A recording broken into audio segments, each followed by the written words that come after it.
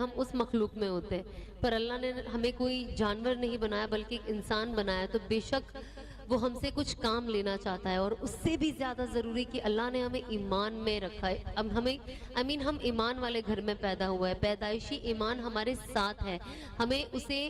الگ طریقے سے ڈھونڈنا یا جا کے اسلام کیا ہوتا ہے، جو لوگ بالکل نہیں جانتے اسلام کے بارے میں، ہمیں اتنا اسکریچ سے کام نہیں کرنا پڑتا ہے، کیونکہ الحمدللہ ہم بچپن سے مدرسہ جاتے ہیں، ہم قرآن کی تلاوت کرتے ہیں اور ممی ڈیڈی سے سیکھتے ہیں، گھر کا جو ماحول ہوتا ہے ہم اس سے سیکھتے ہیں، تو کچھ تو کچا پکا ہمیں پتا ہوتا ہے. لیکن جیسے جیسے ہماری عمر بڑھتی ہے وہ چیزیں سمجھ میں بہتر آتی ہے. بچپن میں چھوٹے ہوتے تو ممی ڈیڈی کہتے ہیں اس لیے ہم کرتے ہیں، لیکن جیسے جیسے ہم بڑے ہوتے ہیں وہ ہمارے اندر آ جاتی ہے، پھر ایک عادت بن جاتی ہے، اور کچھ وقت کے بعد وہ کرنا محبت بن جاتی ہے. اب ایسا لگتا ہے یہ نہیں کرے تو اب کوئی ڈنڈا لے کے تو نہیں کھڑا ہے. اگر آج آپ کہیں جاتے ہو، آپ نماز نہیں پڑھتے، تو کوئی آپ کو ڈنڈے سے پکڑ کے مارنے نہیں والا ہے، لیکن ایک آپ کے اندر اتنی اللہ کی محبت آ جاتی ہے کہ آپ سوچتے نہیں، بھلے کوئی نہیں دیکھ رہا ہے پر میرا اللہ دیکھ رہا ہے، اور اللہ کا حکم ہے نماز کا تو مجھے وہ فالو کرنا ہے. تو بہت ساری چیزیں جب آپ ایک وقت کے بعد آپ ہر چیز بائی چوائس کرتے ہو. آج مطلب ایک ٹائم پہ میں اتنی چھوٹی تھی،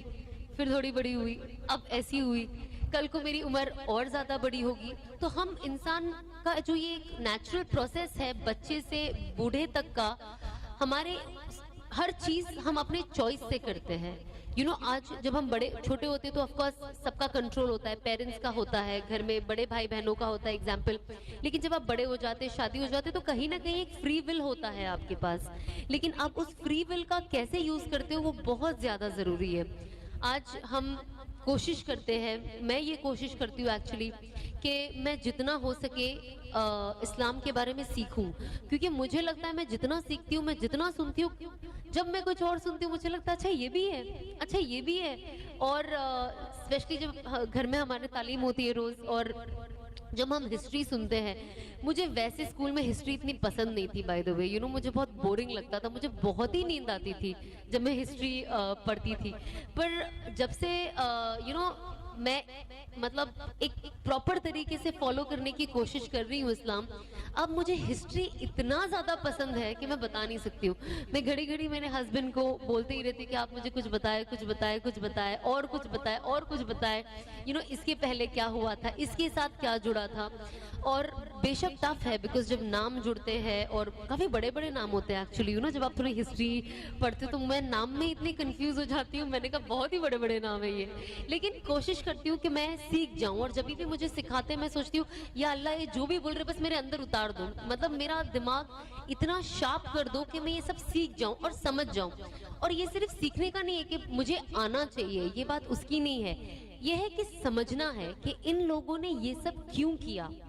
اب میں آپ کو بولوں گی آپ باہر جا کے لڑو اور اپنی جان دے دو تو کوئی نہیں جائے گا،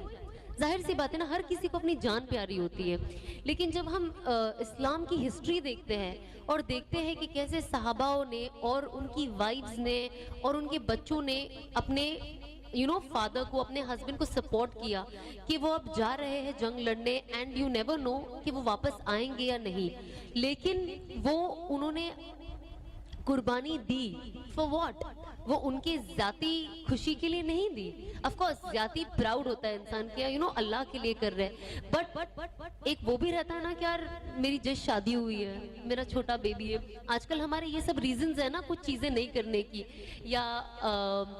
جب کام ہم کرتے ہیں اور ہمیں انفارچونیٹلی آج کی تاریخ میں حلال اور حرام کا ڈفرنس ہی نہیں پتا.